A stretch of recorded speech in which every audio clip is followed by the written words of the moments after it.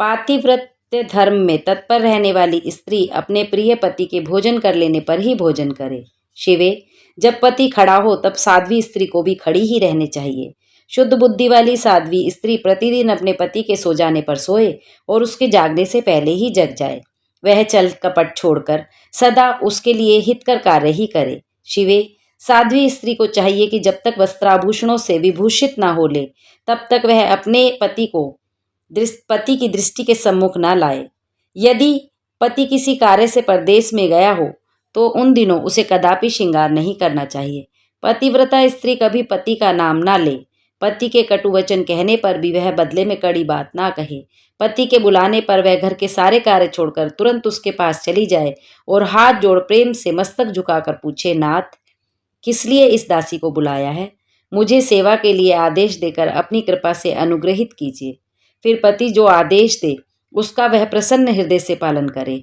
वह घर के दरवाजे पर देर तक खड़ी ना रहे, दूसरे के घर न जाए, कोई गोपनीय बात जानकर हर एक के सामने उसे प्रकाशित न करे। पति के बिना कहे ही उसके लिए पूजन सामग्री स्वयं जुटा दे तथा उनके हित साधन के यथोचित अवसर की प्रतीक्षा करती रहे। पति की आज्ञा लिए बिना कहीं तीर्थ यात्रा के लिए भी न जाए। लोगों की भीड़ से भरी हुई सभा या मेले आदि के उत्सवों को देखना वह दूर से ही त्याग दे। जिस नारी को तीर्थ यात्रा का फल पाने की इच्छा हो उसे अपने पति का चरणोदक पीना चाहिए। उसके लिए उसी में सारे तीर्थ और क्षेत्र हैं, इसमें कोई संशय नहीं है। पतिव्रता नारी पति के उच्छिष्ट अन्न आदि को परम प्रिय भोजन मानकर ग्रहण करे और पति जो कुछ दे उसे महाप्रसाद मानकर सिरोधार्य करे। देवता, पितर, अतिथि, सेवक वर्ग तथा गो आदि भिक्षु समुदाय के लिए अन्न का भाग दिए बिना कदापि भोजन न करे। पातिव्रत धर्म में तत्पर रहने वाली गृह देवी को चाहिए कि वह घर की सामग्री को संयत व सुरक्षित रखे, गृह कार्य में कुशल हो, सदा प्रसन्न रहे और खर्च की ओर से हाथ खींचे रहे। पति की आज्ञा लिए बिना उपवास व्रत आदि ना करे, अन्यथा उसे उसका कोई फल नहीं मिलता और वह परलोक में नरक कामिनी होती है। पति सुखपूर्वक बैठा हो या इच्छा अनुसार क्रीड़ा विनोद अथवा मनोरंजन में लगा हो, उस अवस्था में कोई आंतरिक कार्य आ पड़े तो भी पतिव्रता स्त्री अपने पति को कदापि न उठाए। पति नपुंसक हो गया हो, दुर्गति में पड़ा हो, रोगी हो, बूढ़ा हो, सुखी हो अथवा दुखी हो, किसी भी दशा में नारी अपने उस एकमात्र पति का उल्लंघन न करे। रजस्वला होने पर वह 3 रात्रि तक पति को अपना मुंह न दिखाए, अर्थात उससे अलग रहे। जब तक स्नान करके शुद्ध न हो जाए तब तक अपनी कोई बात भी वह पति के कानों में न पड़ने दे। अच्छी तरह स्नान करने के बाद सबसे पहले वह अपने पति के मुख का दर्शन करे, दूसरे किसी का मुंह कदापि न देखे अथवा मन ही मन पति का चिंतन करके सूर्य का दर्शन करे।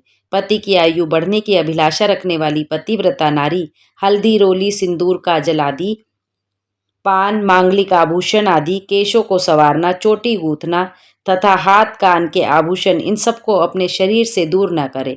धोबिन, छिनाल या कुल्टा, सन्यासिनी या भाग्यहीना स्त्रियों को वह कभी अपनी सखी ना बनाए। पति से द्वेष रखने वाली स्त्री का वह कभी आदर ना करे, कहीं अकेले ना खड़ी हो, कभी नग्न स्नान ना करे। सती स्त्री ओखली, मूसल, झाड़ू, सिल, जात और द्वार के चौखट के नीचे वाली लकड़ी पर कभी ना बैठे। मैथुन काल के सिवा और किसी समय में वह पति के सामने धृष्टता ना करे। जिस जिस वस्तु में पति की रुचि हो उससे वह स्वयं भी प्रेम करे। पतिव्रता देवी सदा पति का हित चाहने वाली होती है।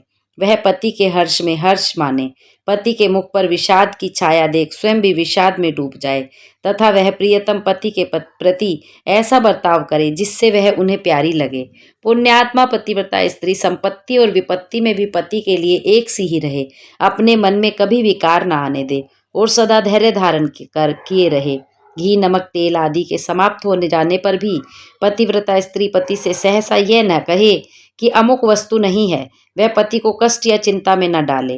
देवेश्वरी, पतिव्रता नारी के लिए एकमात्र पति ही ब्रह्मा, विष्णु और शिव से भी अधिक माना गया है। उसके लिए अपना पति शिव रूप ही है। जो पति की आज्ञा का उल्लंघन करके व्रत और उपवास आदि के नियम का पालन करती है वह पति की आयु हर लेती है और मरने पर नरक पर जाती है। पति के कुछ कहने पर क्रोधपूर्वक कठोर उत्तर देती है, वह गांव में कुतिया और निर्जन वन में सियारन होती है। नारी पति से ऊंचे स्थान आसन पर ना बैठे, दुष्ट पुरुष के निकट ना जाए और पति से कभी कातर वचन न बोले, किसी की निंदा ना करे, कलह को दूर से ही त्याग दे, गुरुजनों के निकट न तो उच्च स्वर में बोले और न हंसे।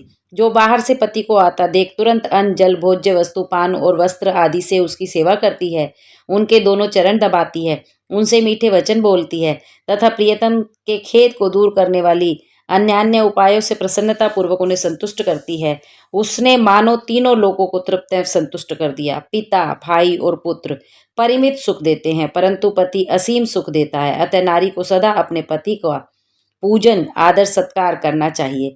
पति ही देवता है, पति ही गुरु है और पति ही धर्म तीर्थ और व्रत है। इसलिए सबको छोड़कर एकमात्र पति की ही आराधना करनी चाहिए।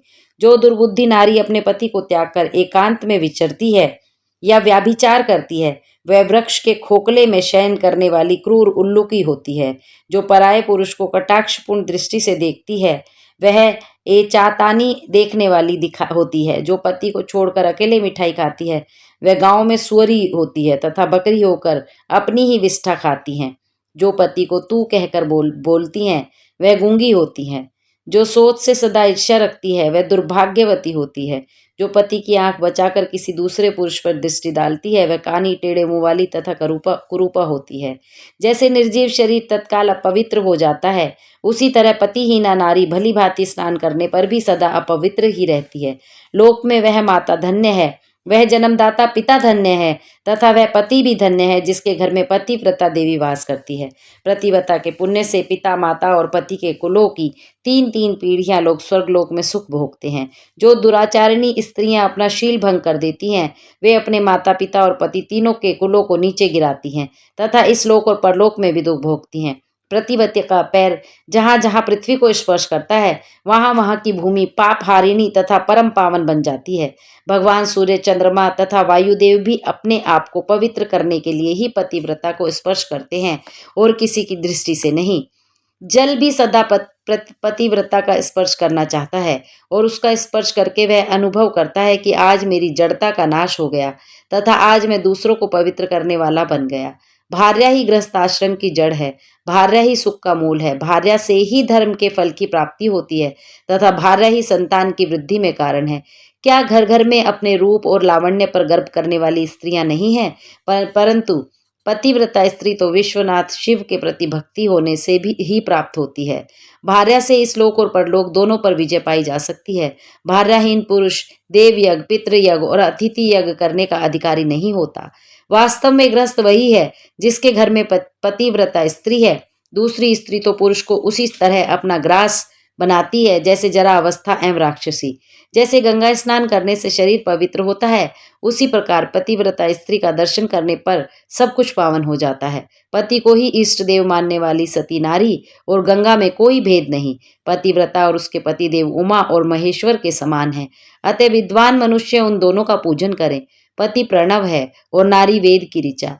पति तप है और स्त्री क्षमा। नारी सत्कर्म है और पति उसका फल। शिवे, सती नारी और उसके पति दोनों दंपति धन्य हैं। गिरिराज कुमारी, इस प्रकार मैंने तुमसे पतिव्रत धर्म का वर्णन किया है। अब तुम सावधान हो। आज मुझसे प्रसन्नता पूर्वक पतिव्रता के भेदों का वर्णन सुनो। देवी, पतिव्रता नारियां उत्तमा आदि भेद से 4 प्रकार की बताई गई हैं, जो अपना स्मरण करने वाले पुरुषों का सारा पाप हर लेती हैं।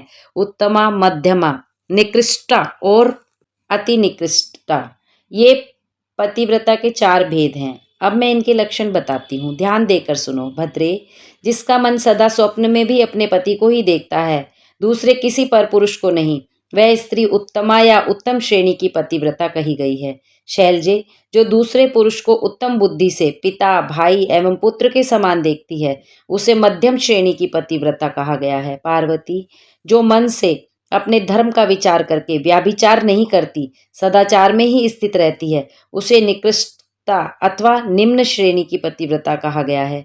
जो पति के भय से तथा कुल में कलंक लगने के डर से व्याभिचार से बचने का प्रयत्न करती है, उसे पूर्व काल के विद्वानों ने अति निकृष्टता अर्थात निम्नतम कोटि की पतिव्रता बताया है। शिवे, ये 4 प्रकार की पतिव्रताएं समस्त लोगों का पाप नाश करने वाली और उन्हें पवित्र बनाने वाली हैं। अत्रि की स्त्री अनसुईया ने ब्रह्मा, विष्णु और शिव इन तीनों देवताओं की प्रार्थना से पातिव्रत्य के प्रभाव का उपयोग करके वाराह के श्राप से मरे हुए एक ब्राह्मण को जीवित कर दिया था। शैल कुमारी शिवे, ऐसा जानकर तुम्हें नित्य प्रसन्नता पूर्वक पति की सेवा करनी चाहिए। पति सेवन सदा समस्त अभिष्ट फलों का देने वाला है। तुम साक्षात जगदम्बा महेश्वरी हो और तुम्हारे पति साक्षात भगवान शिव हैं। तुम्हारा तो चिंतन मात्र करने से स्त्रियां पतिव्रता हो जाएंगी। देवी, यद्यपि तुम्हारे आगे यह सब कहने का कोई प्रयोजन नहीं है, तथापि आज लोकाचार का आश्रय ले मैंने तुम्हें सती धर्म का उपदेश दिया। ब्रह्मा जी कहते हैं, नारद, ऐसा कहकर वह ब्राह्मण पत्नी शिवा देवी को मस्तक झुका चुप हो गई। इस उपदेश को सुनकर शंकर प्रिया पार्वती जी को बड़ा हर्ष हुआ। शिव पार्वती तथा उनकी बारात की विदाई, भगवान शिव का समस्त देवताओं को विदा करके कैलाश पर रहना और पार्वती खंड के श्रवण की महिमा। ब्रह्मा जी कहते हैं, नारद, ब्राह्मणी ने देवी पार्वती को पतिव्रत धर्म की शिक्षा देने के बाद मैना को बुलाकर कहा, महारानी जी, अब अपनी पुत्री की यात्रा कराइए, उसे विदा कीजिए। तब बहुत अच्छा कहकर वे प्रेम के वशीभूत हो गईं। फिर धैर्य धारण करके उन्होंने काली को बुलाया और उनके वियोग के भय से व्याकुल हो वे बेटी को बार बार गले से लगाकर अत्यंत उच्च स्वर में रोने लगी। फिर पार्वती भी करुणाजनक बात कहती हुई जोर जोर से रो पड़ी। मैना और शिवा दोनों ही विरह शोक से पीड़ित हो मूर्छित हो गई। पार्वती के रोने से देव पत्नियां भी अपनी सुध-बुध खो बैठी। सारी स्त्रियां वहां रोने लगी।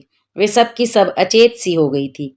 उस यात्रा के समय परम प्रभु साक्षात योगीश्वर शिव भी रो पड़े। फिर दूसरा कौन चुप रह सकता था। उसी समय अपने समस्त पुत्रों, मंत्रियों और उत्तम ब्राह्मणों के साथ हिमालय शीघ्र वहां आ पहुंचे और मोहवश अपनी बच्ची को हृदय से लगाकर रोने लगे।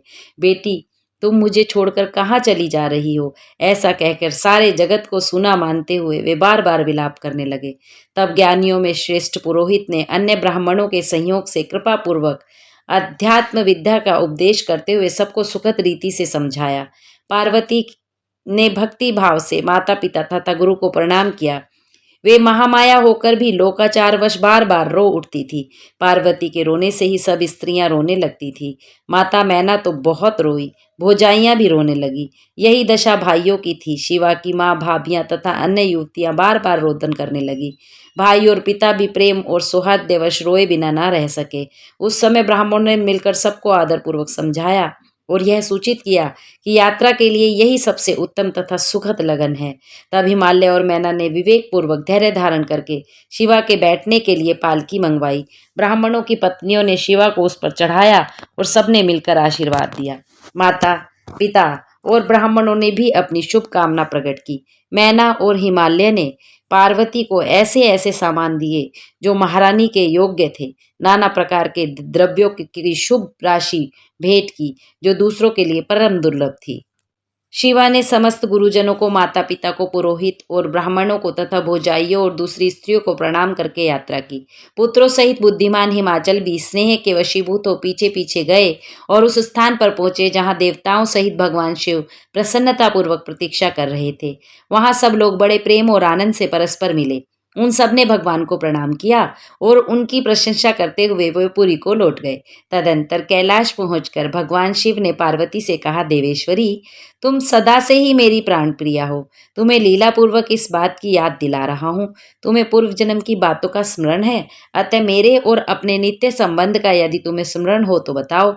अपने प्राणनाथ महेश्वर की बात सुनकर शंकर की नित्य प्रिया पार्वती मुस्कुराती हुई बोली, प्राणेश्वर, मुझे सब बातों का स्मरण है, किंतु इस समय आप चुप रहिए और इस अवसर के अनुरूप जो कार्य हो उसी को शीघ्र पूर्ण कीजिए।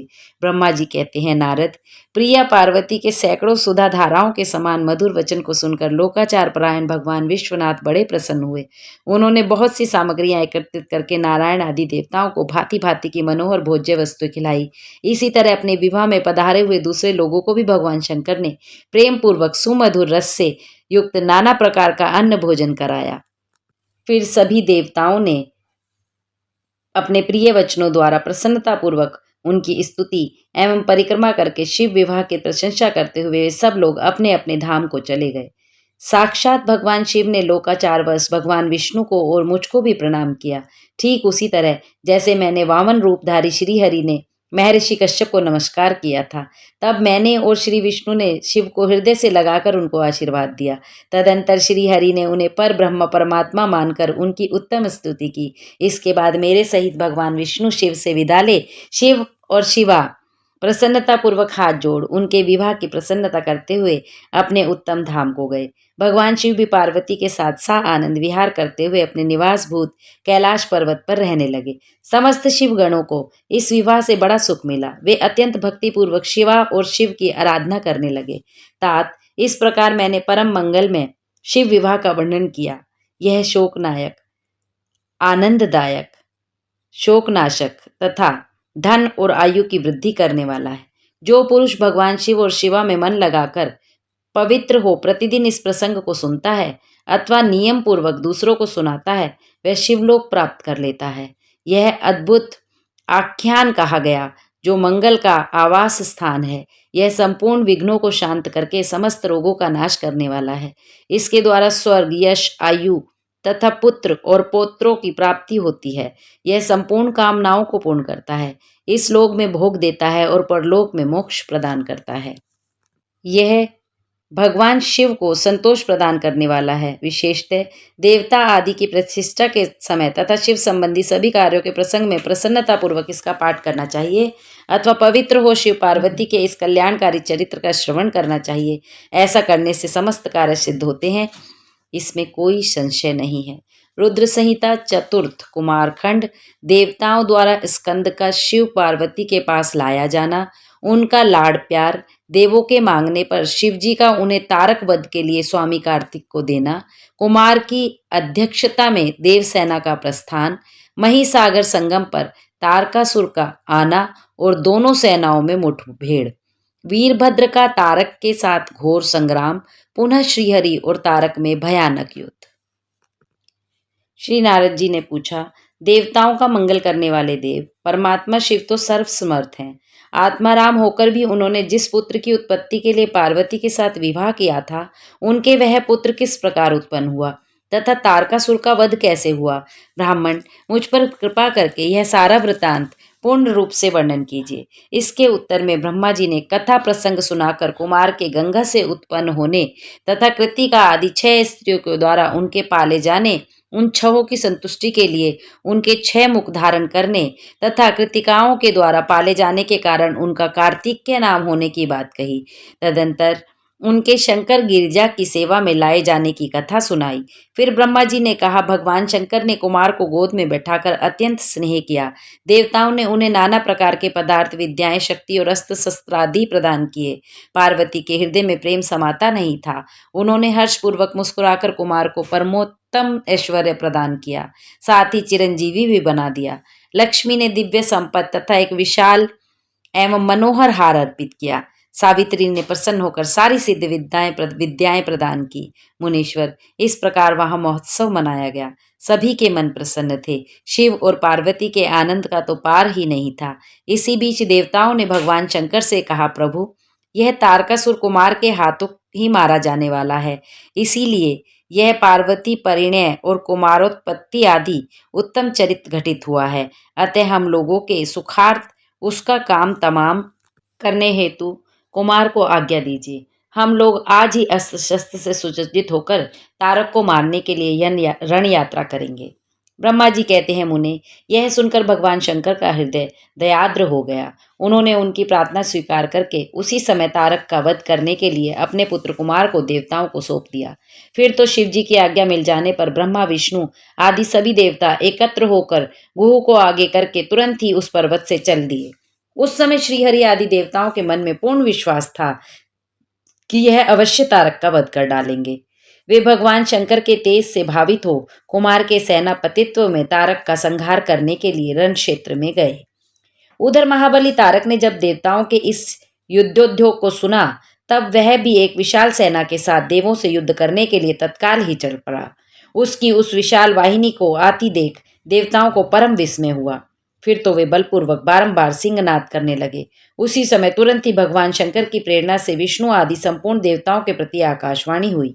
आकाशवाणी ने कहा, देवगण, तुम लोग जो कुमार के अधिनायक तत्व में युद्ध करने के लिए उद्धत हुए हो, इससे तुम संग्राम में दैत्यों को जीतकर विजय होगे। ब्रह्मा जी कहते हैं, मुने, उस आकाशवाणी को सुनकर सभी देवताओं का उत्साह बढ़ गया।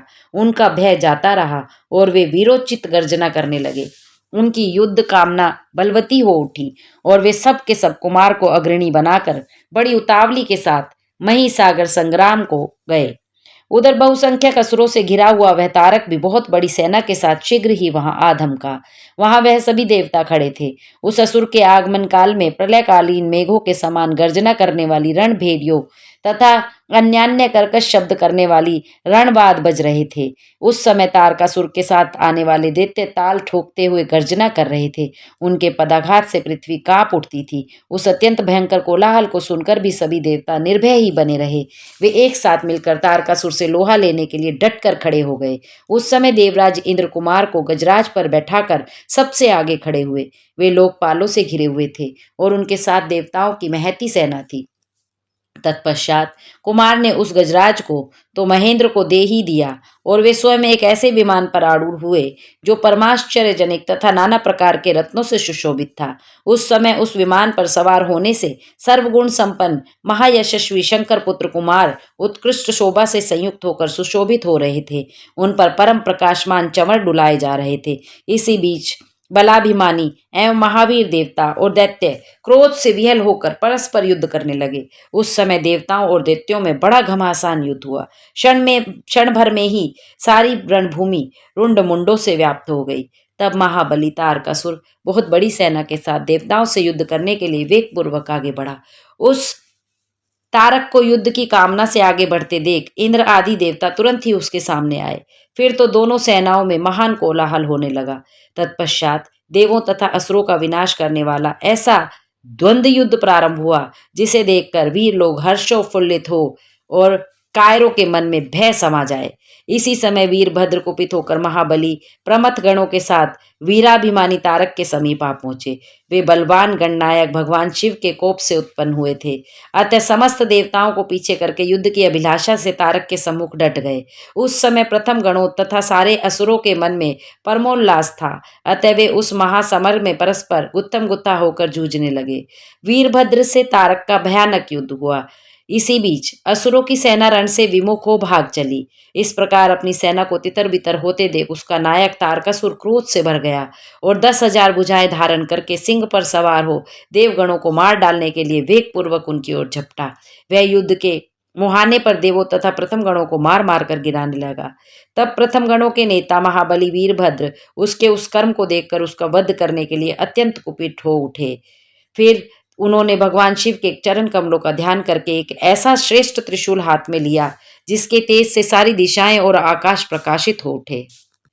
इसी अवसर पर महान कौतुक प्रदर्शन करने वाले स्वामी कार्तिक ने तुरंत ही वीर बाहु द्वारा कहलाकर उस युद्ध को रोक दिया। तब स्वामी की आज्ञा से वीरभद्र उस युद्ध से हट गए। यह देखकर असुर सेनापति महावीर तारक कुपित हो उठा। वह युद्ध कुशल तथा नाना प्रकार के अस्त्रों का जानकार था। अतः देवताओं को ललकार ललकार कर उन पर बाणों की वृष्टि करने लगा। उस समय बलवानों में श्रेष्ठ असुर राज तारक ने ऐसा महान कर्म किया कि सारे देवता मिलकर भी उसका सामना न कर सके। उन भयभीत देवताओं को यूं पिटते हुए देखकर भगवान अच्युत को क्रोध हो आया और वे शीघ्र ही युद्ध करने के लिए तैयार हो गए। उन भगवान श्रीहरि ने अपने आयुष सुदर्शन चक्र और शांग धनुष को लेकर युद्ध स्थल में महादैत्य तारक पर आक्रमण किया। तदंतर सबके देखते देखते श्रीहरि और तारकासुर में अत्यंत भयंकर और रोमांचकारी महायुद्ध छिड़ गया। श्रीहरि ने उस पर चक्र से प्रहार किया, परंतु तारक अत्यंत बलवान था। अतः तुरंत ही उठकर उस दैत्यराज ने अपनी शक्ति से चक्र के टुकड़े टुकड़े कर दिए। भगवान विष्णु और तारकासुर दोनों बलवान थे और दोनों में अगाध बल था।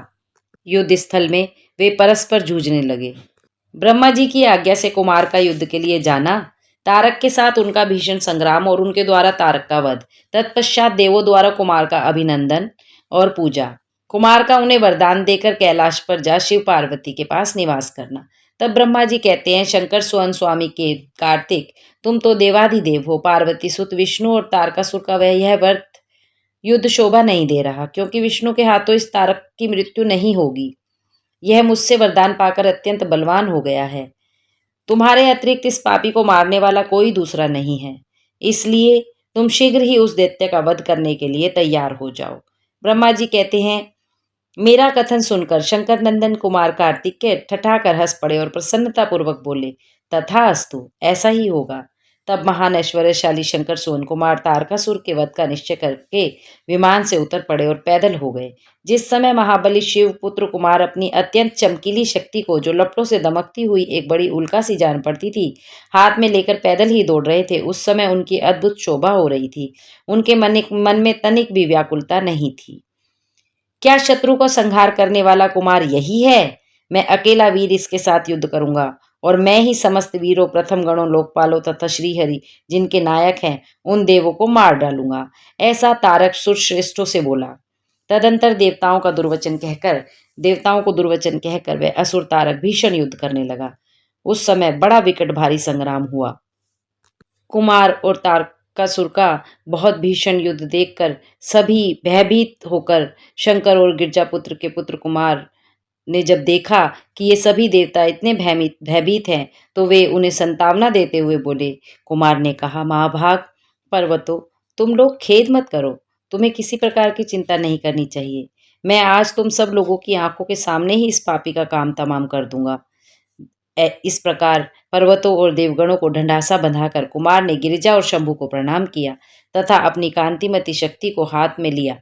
शंभु पुत्र कुमार महाबली तथा महान ऐश्वर्यशाली तो थे ही, जब उन्होंने तारक का वध करने की इच्छा से शक्ति हाथ में ली, उस समय उनकी शोभा अद्भुत थी। शंकर जी के तेज से संपन्न कुमार ने उस शक्ति से तारकासुर पर, जो समस्त लोगों को कष्ट देने वाला था, प्रहार किया। उस शक्ति के आघात से तारकासुर के सभी अंग छिन्न भिन्न हो गए और संपूर्ण असुरगणों का अधिपति वह महावीर सहसा धराशायी हो गया। सबके देखते ही देखते वही कुमार द्वारा मारे गए तारक के प्राण पखेरु उड़ गए। उस उत्कृष्ट वीर तारक को महासमर में प्राण रहित होकर गिरा हुआ देखकर वीरवर कुमार ने पुनः उस पर वार नहीं किया। उस महाबली दैत्यराज तारक के मारे जाने पर देवताओं ने बहुत से असुरों को मौत के घाट उतार दिया। कुछ शरणार्थी दैत्य अंजलि बांधकर पाही पाही रक्षा कीजिए यूं पुकारते हुए कुमार के शरणापन्न हो गए। कुछ मार डाले गए, कुछ मैदान छोड़कर भागे। सहस्त्रों दैत्य जीवन की आशा से भागकर पाताल में घुस गए। उन सबकी आशाएं भंग हो गई थी और मुख पर दीनता छाई हुई थी। मुनीश्वर, इस प्रकार वह सारी दैत्य सेना विनष्ट हो गई। देवगणों के भय से कोई भी वहां ठहर ना सका। उस दुरात्मा तारक के मारे जाने पर सभी लोग निष्कंटक हो गए और इंद्र सभी देवताओं के साथ आनंद मग्न हो गए। यूं कुमार की विजय देखकर एक साथ ही संपूर्ण देवताओं और त्रिलोकी के समस्त प्राणियों को महान आनंद प्राप्त हुआ। उस समय भगवान शंकर भी कार्तिकेय की विजय का समाचार पाकर प्रसन्नता से भर गए और पार्वती जी के साथ गणों से घिरे हुए वहां पधारे। तब जिनके हृदय में स्नेह समाता नहीं था, वे पार्वती जी परम प्रेम पूर्वक सूर्य के समान तेजस्वी अपने पुत्र कुमार को अपनी गोद में लेकर लाड़ प्यार करने लगी। उसी समय हिमालय अपने बंधु बांधवों तथा अनुयायियों के साथ आकर शंभु, पार्वती और गुह का अस्तवन करने लगे। संपूर्ण देवता, मुनि, सिद्ध, शिवनंदन कुमार शंभु और परम प्रसन्न हुई पार्वती की स्तुति की। उस समय उपदेवों ने बहुत पुष्पों की वर्षा की। इस प्रकार बाजे बजने लगे, शंख ध्वनि उच्च स्वर में गूंजने लगी, जिसमें कीर्तन की विशेषता थी और वह स्थान गाने बजाने के शब्द तथा अधिकाधिक ब्रह्म घोष से व्याप्त था। मुने समस्त देवगणों ने प्रसन्नतापूर्वक गा बजाकर तथा हाथ जोड़कर भगवान जगन्नाथ की स्तुति की। तत्पश्चात सबसे प्रसन्नित तथा अपने गणों से घिरे हुए भगवान रुद्र जगजननी भवानी के साथ अपने निवास स्थान कैलाश पर्वत को चले गए। इधर तारक को मारा गया देखकर सभी देवताओं तथा अन्य समस्त प्राणियों के चेहरे हंसने और खिलखिलाने लगे। वे भी शंकर सुवन की स्तुति करने लगे। ब्रह्मा जी कहते हैं, मुने, जब विष्णु आदि देवताओं ने इस प्रकार कुमार का स्तवन किया, तब उन प्रभु ने सभी देवों को नया नया वर प्रदान किया। तत्पश्चात पर्वतों को स्तुति करते देखकर वे शंकर तनय परम प्रसन्न हो उन्हें वर देते हुए बोले। स्कंद ने कहा, भूधरो, तुम सभी पर्वत तपस्वियों द्वारा पूजनीय तथा कर्मठ और ज्ञानियों के लिए सेवनीय होगे। ये जो मेरे मातामह हैं अर्थात नाना पर्वत श्रेष्ठ हिमवान है, ये महाभाग आज से तपस्वियों के लिए फलदाता होंगे। असुरराज तारक को मारकर तथा देवों को वर प्रदान करके तुमने हम सबको तथा चराचर जगत को सुखी कर दिया। अब तुम्हें परम प्रसन्नता पूर्वक अपने माता पिता पार्वती और शंकर का दर्शन करने के लिए शिव के निवास भूत कैलाश पर चलना चाहिए। ब्रह्मा जी कहते हैं, देवताओं के ऐसा कहने पर मुने, तदंतर सब देवताओं के साथ विमान पर चढ़कर कुमार स्कंद शिव जी के समीप कैलाश पर चले गए। उस अवसर पर देवताओं को परम आनंद प्राप्त हुआ। वे शिव, पार्वती और शंकर नंदन कुमार के रमणीय यश का बखान करते हुए अपने अपने लोक को चले गए। इधर परमेश्वर शिव भी शिवा, कुमार और गणों के साथ आनंद पूर्वक उस पर्वत पर निवास करने लगे। मुने, इस प्रकार जो शिव भक्ति से ओतप्रोत सुखदायक एवं दिव्य है, कुमार का यह सारा चरित्र मैंने तुमसे वर्णन कर दिया। अब बताओ तुम और क्या सुनना चाहते हो। शिवा का अपनी मैल से गणेश को उत्पन्न करके द्वारपाल पद पर नियुक्त करना। गणेश द्वारा शिव जी के रोके जाने पर उनका शिव गणों के साथ भयंकर संग्राम। शिव जी द्वारा गणेश का सिर छेदन। कुपित हुई शिवा का शक्तियों को उत्पन्न करना और उनके द्वारा प्रलय मचाया जाना। देवताओं और ऋषियों का स्तवन द्वारा पार्वती को प्रसन्न करना। उनके द्वारा पुत्र को जिलाए जाने पर, बात कही जाने पर शिव जी के आज्ञा अनुसार हाथी का सिर लाया जाना और उसे गणेश के धड़ से जोड़कर उसे जीवित करना। सूत जी कहते हैं, तारकारी कुमार के उत्तम एवं अद्भुत वृत्तांत को सुनकर नारद जी को बड़ी प्रसन्नता हुई। उन्होंने पुनः प्रेम पूर्वक ब्रह्मा जी से पूछा। नारद जी बोले, देव, आप तो शिव संबंधी ज्ञान के अथाह सागर हैं। प्रजानाथ, मैंने स्वामी कार्तिक के सद्वृत्तांत को, जो अमृत से भी उत्तम है, सुन लिया। अब गणेश का उत्तम चरित्र सुनना चाहता हूँ। आप उनका जन्म वृत्तांत तथा दिव्य चरित्र, जो संपूर्ण मंगलों के लिए भी मंगल स्वरूप है, वर्णन कीजिए। सूत जी कहते हैं, महामुनि, नारद का ऐसा वचन सुनकर ब्रह्मा जी का मन हर्ष से गदगद हो गया और वे शिव जी का स्मरण करके बोले। ब्रह्मा जी ने कहा, नारद, पहले जो मैंने विधि पूर्वक गणेश की उत्पत्ति का वर्णन किया था कि शनि की दृष्टि पड़ने से गणेश का मस्तक कट गया था, तब उस पर हाथी का मुख लगा दिया गया था, वह कल्पांतर की कथा है। अब श्वेत कल्प की घटित हुई गणेश की जन्म कथा का वर्णन करता हूँ, जिसमें कृपालु शंकर ने ही उनका मस्तक काट लिया था। मुने, इस विषय में तुम्हें संदेह नहीं करना चाहिए, क्योंकि भगवान शंभु कल्याणकारी सृष्टिकर्ता तथा सबके स्वामी हैं। वे ही सगुण और निर्गुण भी हैं। उन्हीं की लीला से सारे विश्व की सृष्टि, रक्षा और विनाश होता है। मुनीश्वर, अब प्रस्तुत विषय को आदर पूर्वक श्रवण करो। एक समय पार्वती जी की जया विद्या नाम वाली सखियां उनके पास आकर विचार करने लगी। सखी, सभी गण रुद्र के ही हैं। नंदी, भृंगी, श्रृंगी आदि जो हमारे हैं, वे भी शिव के ही आज्ञा पालन में तत्पर रहते हैं।